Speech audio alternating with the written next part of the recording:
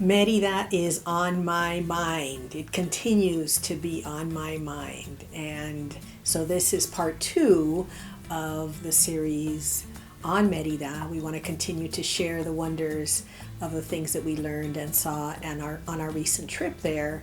And we hope you'll enjoy these tidbits about the wonderful, wonderful place of Mérida. But of course, first, this is Latina Literati.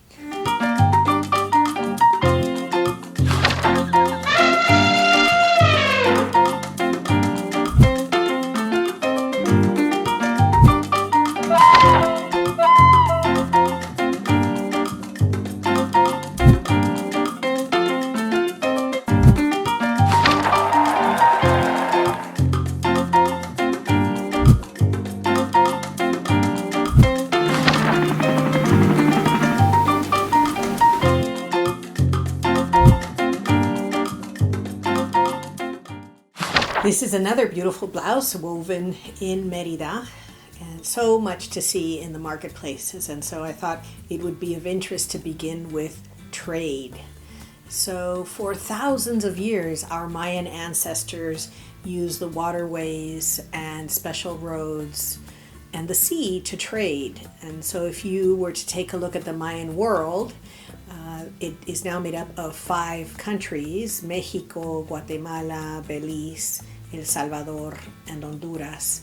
And so that's really that entire peninsula plus a big chunk of Central America, of what we now know as those countries. And so using the waterways and the rivers and the sea as well as special roads, there was this huge trade commerce all the time. And so it's pretty amazing to think that it's 500,000 kilometers of the Mayan world. And here you can see some maps of what we're talking about. It's a large area, it's a big chunk, and it was united. It was united because, again, the Maya consider themselves one people, and 2, the different city-states and the different towns had trading agreements. And so perhaps obsidian and salt or basalt or pottery or animal skins or treasured feathers would be traded, and it was a trade based on barter. Although the cacao seed was used sometimes as currency, it really was a barter system. So that's of interest as well. Of course, the economy was very complex, and there were huge agricultural tracts, and there was hunting and fishing and all sorts of other activities that made up the commerce of the traditional Maya for, again, thousands of years. And if you think about it, when you have been traveling and trading in these areas for thousands of years, it's pretty absurd. It's pretty artificial to say, oh, now you belong to this boundary and you can only be in this area of what has been part of your cultural world for 7,000 years. It's just not tenable, it's not real. That's my sense of what the current borders are, that were imposed, of course, by colonial settler interests when Europe and then the United States wanted to build a canal, but that deserves its own video. But among the most treasured, the most precious of the tributes and items to be traded were exactly something like this. So the weavings of the women were considered to be the absolute height of luxury and were considered to be the richest of what needed to be the very fine weavings of what would be traded in all of these mercados all over the Mayan world. And so that, of course, placed women in a special place because they were the ones who produced the most precious of items, the most precious of commodities. So I think that is really interesting as well. Even today, you can feel that in Mérida, the people there feel Maya first and Yucateco second, and then they talk about other things. But that you can feel that there's a real pride and a real identification with first being Maya. And as I mentioned in the first video, a lot of people still speak the Mayan language, and so you can hear it in the streets, and it's really beautiful to hear. You can see how this pride and this strength and this identity would have helped in battling the conquest of the Spanish. So when the Spanish arrived, they can't just take this peninsula because every city, every town, every village is fighting them. And so it really literally takes hundreds of years to try and get quote unquote control of the different parts of what we now call the Yucatan Peninsula. Fascinating. And there was constant rebellion. I mean, the Maya were constantly saying, we're not having this. We're not going to be treated as slaves in the system of encomiendas. These were estates that were assigned to the criollos or to the Spanish or their allies, and everyone that was expected to work for free there. So that's the definition of slavery. And so you couldn't leave these haciendas. You were indebted to them because they would charge you things like rent and food and things. This is not unlike the plantations in the United States, but happening hundreds of years before that occurs in the United States. But the idea that the church and the Spanish and their allies could literally just have power over these nations that were used to ruling their own land seems like folly to me. And there were absolutely constant rebellions. And the Mayans didn't play. I mean, when they rebelled, it was just, we're going to execute all the Spanish because we're done. We're not willing to be mistreated. We're not willing to be killed. And so this went on and on and on. Even through Mexico winning its independence from Spain, there's a moment in time when Yucatan says, you know what, we don't even want to be part of Mexico. We're going to be the Republic of Yucatan. And so Mexico, the central government, Santa Anna and others, see this as a real affront to this new entity, this new Republic of Mexico. So after a very bloody battle, the Battle of Tiju in 1541, the Spanish are able to take what is now the area of Mérida. Francisco de Montejo establishes the city of Mérida on the site of the Mayan city of Ichcansiju, which means the city of five hills. And when Mérida is established, it's established as a walled city because the criollos, the Spanish, knew that the uprisings were always present dangers and imminent, and they would not survive. So the first Mérida is a walled city because they know they better be afraid. It's also interesting to note that you have not only the massacres of the Spanish, and you have the mistreatment during the setting up of the economic system of encomiendas, which is basically slave labor.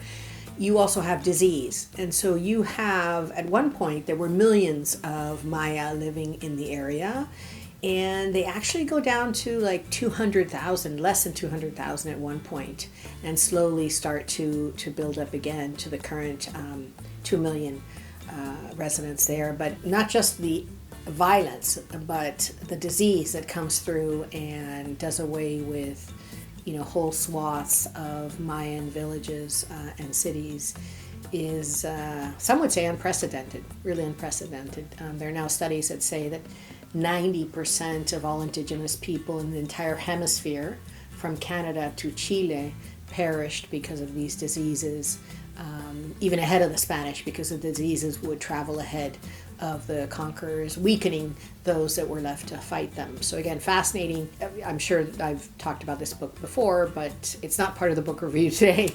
But if you haven't read Guns, Germs, and Steel, that just sets out how the germs can literally kill people and make battles possible that would not have been. The Spanish could have never won against the millions of warriors that would have been there had they not brought these diseases first.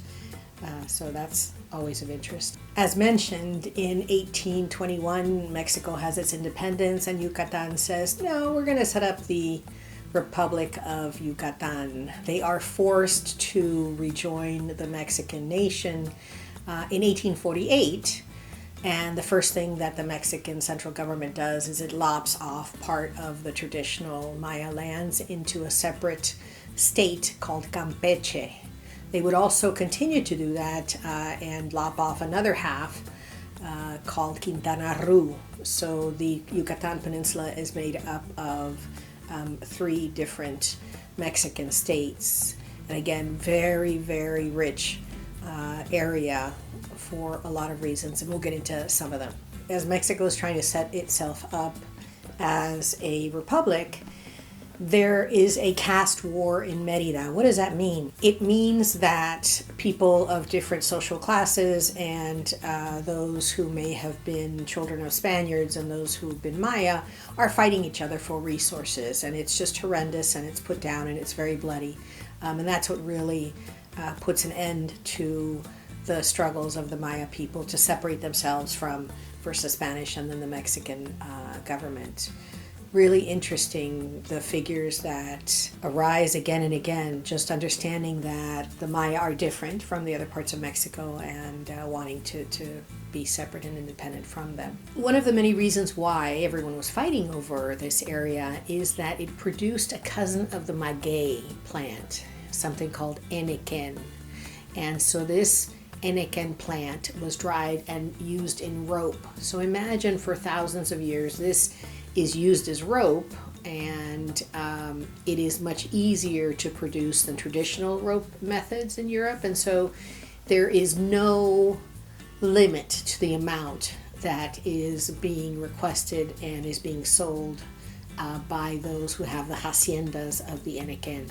So until the nylon rope is produced, those who had haciendas of eniquen are absolute millionaires. So you have huge haciendas based on slave labor of the Maya, and then you have these streets in Mérida that look like the palacetes of the Gran Via in Madrid or the Champs-Élysées, and it's just these huge houses of these hacendados that you can visit. Some of them are museums.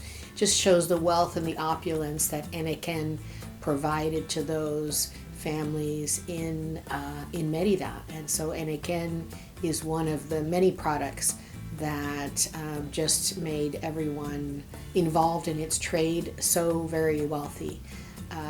It's always interesting that you see that happening. You also see it, of course, happening with what we call the cochinil, the traditional red dye, which comes from a little itty bitty animal, and billions are needed to be crushed to make what is called the perfect red. Another great book, The Perfect Red. And so when the British come up with synthetic dyes, then that also falls away. But there is a resurgence because people are allergic to the synthetic dyes, and they're not allergic to the cochinil red used in foods and other products. So always interesting. Going back to nature makes sense. So Mérida continues to be one of the most prosperous Mexican states and one of the safest Mexican states. Mérida is warm most of the year, really warm, and with humidity, and it just has sugar white beaches because it has the Caribbean side. It has an untold number, tens of thousands of Maya structures that through that use of the LiDAR technology they now know. There are tens of thousands of structures under the jungle.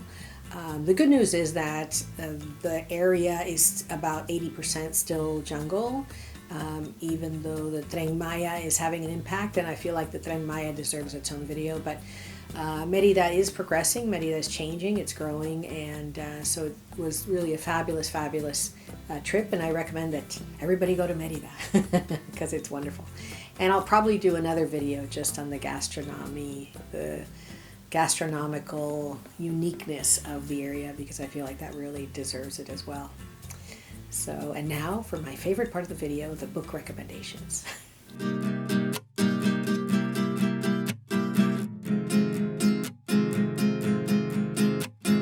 The 3 books that I'm going to recommend obviously all have to do with either Mérida and or the Maya, and as always, please check your local bookseller, your local library. They may have them, and we include links in the description box below so that you can purchase them new or used from independent booksellers. So the first book is Ancient Mayan Commerce, and it's exactly as the title would indicate. It talks about what that ancient commerce, what we know now that ancient Mayan commerce. What was it like? What did it have to do with? If you've ever been on one of the rivers in what is called El Mundo Maya, it's just amazing, very calm. And at that point in time, because you didn't have the pollution, there would just be flowers and animals splashing all around you. I've been to a place called the Cráter Azul, and I think I mentioned it before, and that's a place that is not used, and that's what rivers were like before. You literally look down and they're underwater gardens as you row your way to the next city to make to trade. It's just magical. So the first book is Ancient Mayan Commerce, the political, economic, and other influences that had to do with the commerce in the ancient Mayan world. The second book is called Canek, and Jacinto Canek was one of the many heroes of the Maya rebellions, and so this is a historical fiction. It's a novel that talks about one of these rebellions and this leader, this hero, Mayan leader, Jacinto Canek. So really worthwhile because, again, it gives you a context, it gives you historical detail. So this book encompasses a historical fiction life of one of the great heroes, Jacinto Canek, and I completely recommend it. It's well worth reading. The third book, last but definitely not least, is Balloon Canan, and this is also historical fiction, but fascinating because it's kind of the collision of the worlds, the Maya and the Ladino world, and what happens when individuals need to cross between those two worlds. And of course, there were many intermarriages, there were children born, and so this is a fascinating story about when these two worlds collide and what happens to the individuals involved. So thank you so much for joining us on this journey. This is a joint journey, and we'd love to hear from you. What are you reading? What would you like us to talk about? We would love you to subscribe to Latina Literati. And these are videos made with a lot of love, and I hope you enjoyed them. We'd love to hear from you what you like and what you'd like us to talk about.